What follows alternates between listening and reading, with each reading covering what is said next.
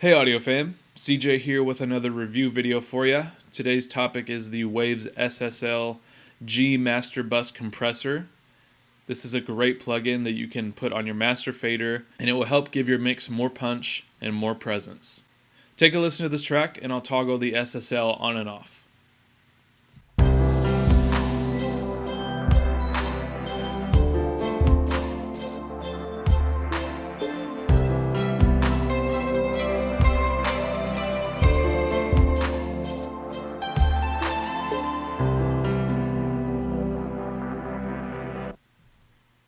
As you can hear, it gives really good results, and it doesn't take much effort to get there.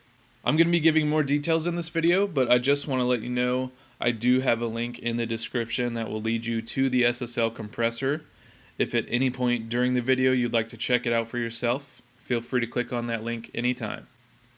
So depending on who you ask, some say to use the SSL before you mix, some say after. To be honest, I don't think it matters that much. I use it post-mix personally, but feel free to do it however you want. Either way, let me show you how it works. I'm going to drag in a new SSL compressor and then just hide this one. Okay. The meter on top here is a gain reduction meter, and that is the only meter option in this particular plugin. So this meter will show you how much volume is being reduced, but it will not show you how much volume is being gained. So that's something to keep in mind with this plugin. And with that in mind, I think it's worth mentioning that on its default setting, the makeup gain is actually set to 3. So you're already gaining 3 dB of volume just by adding it. So I say the first step is to set this at 0, and we'll come back to that later. Next is the ratio knob, right? You've got 3 different options. You've got 2:1, 4:1, and 10:1. Without getting too technical, basically your ratio controls how aggressively the SSL will compress or reduce some of the track's peak volumes, right? A compressor both turns down the loud parts of a track and brings up the volume of the soft parts of the track. That's what makes it seem to have more presence, because now there's more evenness across the whole song, and there's more details being revealed since there's some volume being gained as well. But all that to say, there's a right way and a wrong way with compression. With master bus compression, my opinion is that you don't want to overdo it. The ratio is set at 4:1 by default, which could be reasonable depending on your genre. If you're mixing something heavy like a rock song or something like that, 4:1 could be a good choice. Personally, though, as you heard, I'm using more of a soft and a mellow kind of track, so I would probably be more inclined to use a 2:1 ratio. So as I'm sure you're putting together now, the higher the ratio number, the more aggressive the compression will be.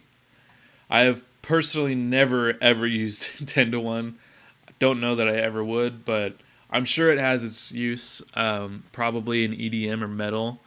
It's a good ratio to choose, but I am going to stick with 2:1 for today.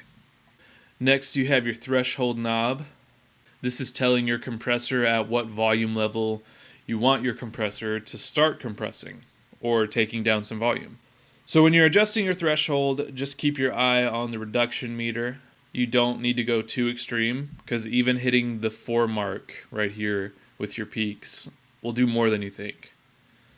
So try to be subtle and find that sweet spot. Let's do that now.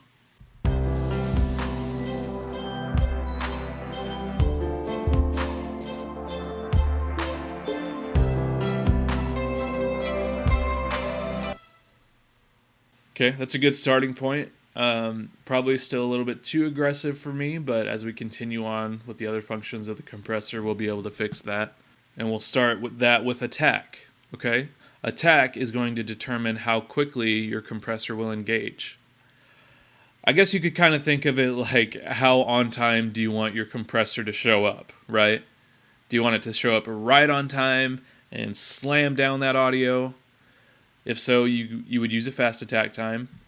But if you want the compressor to show up kind of late so you can reserve some more of your volume, you could use a slower attack time. So that's what I like to do for sure. On a master bus, I like to have a slow attack. And on this knob, turning attack to the right will give you a slower attack time. Turning it to the left will give you a faster attack time. So I'll go through the options and then I'll leave it on the setting I like.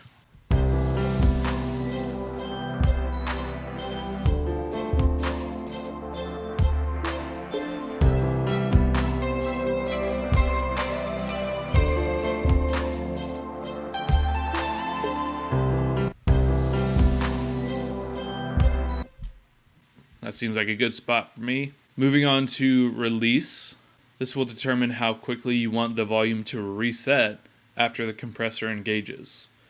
So all of what we've been adjusting so far concerned how much this needle was moving up in the meter. But now, with release, we're concerned about how fast it will travel back down to zero so that we get some of our volume back. Having a fast release time will keep those loud parts in check, but it will also allow for them to be heard along with the quieter parts. I like to have mine at the fastest release possible, which is all the way to the left. But if you did want a bit of a slower release, you would just turn your knob to the right as much as you want.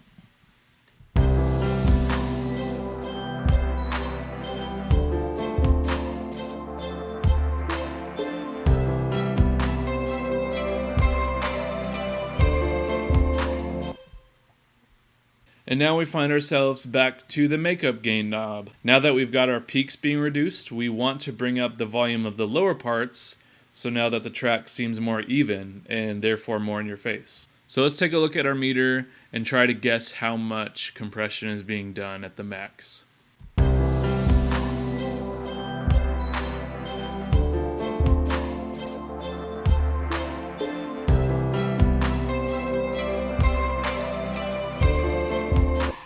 So obviously it's not even hitting close to the 4 mark, so we know that we don't need to go up 4 dB. Again, we're just kind of guessing since we don't really know the number it's hitting. I'd say maybe it's hitting around 2 dB at the max, so I'll give it a 2 dB boost. If you wanted to get super accurate, you could always disengage the SSL, look at your master bus before it was active, see where it was hitting on your meters here, and then just try to match it up with what you have on your SSL. So let's see where it's hitting now. 603, and then with my SSL on. Definitely a little bit too hot, so I'll bring it down a little bit. Maybe even a little bit more.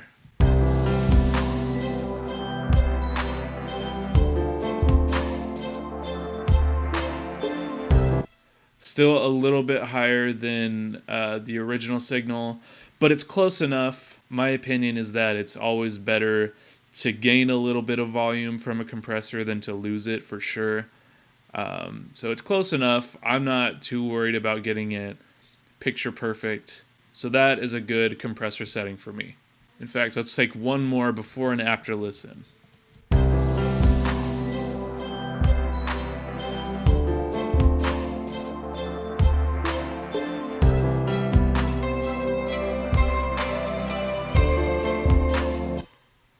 Pretty good, pretty good. Very quickly, I wanted to mention these last two features.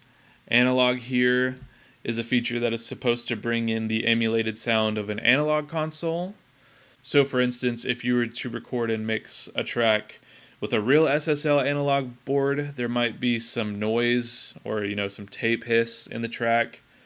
So using the analog button here is a feature that's supposed to help with that. If you're going for an old school vibe in your track, you may want to use this. Typically, I'd say keep it off though. The fade button and the rate S knobs are connected. This is an interesting feature that can help you to create fade-ins or fade-outs of your track. I've never used this personally. I tend to create my fades within my DAW, so I don't really use it much, so I can't tell you much about it. But nonetheless, it is there if you want to use it and you want to experiment with it. That's all I've got for you today, friends. If you're interested in the SSL bus compressor, just want to remind you that I have a link in the video description that will take you right to it. It is an affiliate link, and simply by clicking on it and making a purchase, you are supporting this channel in a very big way. So thank you to all who are willing to do that for me. Thank you to everyone for watching today. Give it a thumbs up if you found it helpful. Leave a comment if you have any questions. And let me know if you have any requests for future videos. This is CJ with Prodigy Creations. I'll see you next time, my friends.